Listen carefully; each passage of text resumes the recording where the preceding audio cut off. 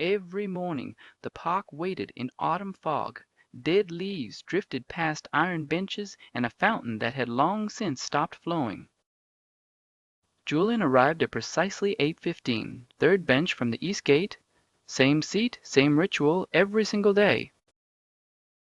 He filled in the easy answers with his leaking fountain pen. Black ink bled across his fingers like small bruises that never healed. By 9, he'd leave the unfinished crossword under a stone and walk away, abandoning his failures to the fog. One Tuesday, a strange impulse pulled Julian back to the park after school.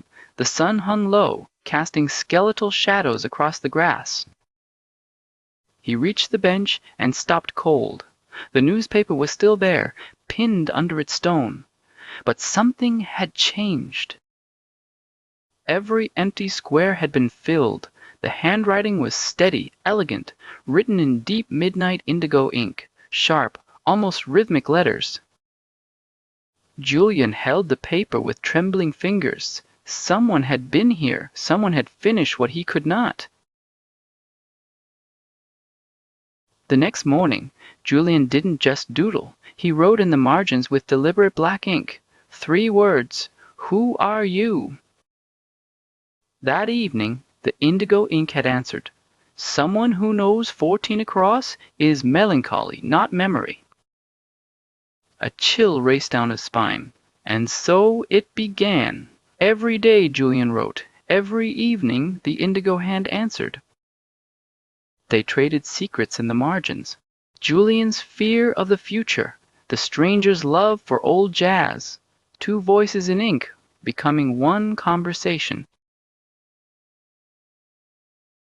For 2 weeks, the bench ghost became Julian's closest confidant, a friend without a face, made entirely of ink. But ink was no longer enough. Julian studied every indigo stroke, searching for clues in every loop and flourish. Who sat on this bench when Julian was gone? Who held that pen? The mystery gnawed at him like a splinter under his skin. Friday. He would stay. He would watch. He would finally see the face behind the midnight ink. Friday arrived with heavy mist. Julian didn't leave at 9. He crossed the park and hid behind a thick oak tree, watching the bench. Minutes bled into hours. The park grew silent. The fog thickened until the street lamps became pale, drowning ghosts of light. Then, movement. A figure in a dark, oversized hoodie emerged from the fog. It didn't walk. It glided, as if the ground meant nothing. The figure sat down and reached for a pen.